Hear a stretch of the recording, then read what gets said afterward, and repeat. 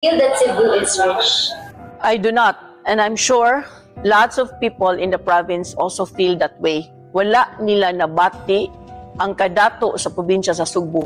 Tungod kay ang healthcare, access to healthcare, ang mga hospital, walay doktor, walay tarong tambal. So ang mga tao sa probinsya, as far as healthcare is concerned, nag-antos gyud. So unsaon nila pagkabati og kadato nga wala may serbisyo gikan sa probinsya dito sa mga tao. Also, no, aside from the data that has been shown, nakita na ko gyud ang kalisod sa probinsya sa Sugbo through my foundation, because for 10 years now I have been helping address hunger and poverty in the province of Cebu.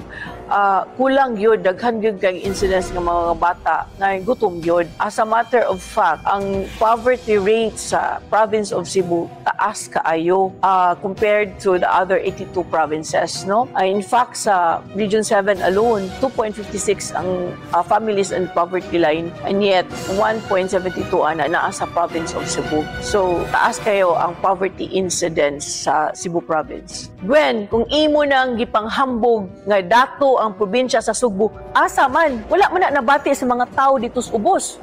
Daghan kayo gaantos. In fact, ang mga hospital, walay tambal, walay doktor. Daghan kay batang gutom. Asa man ang kadato nga imong gipanghambog, be?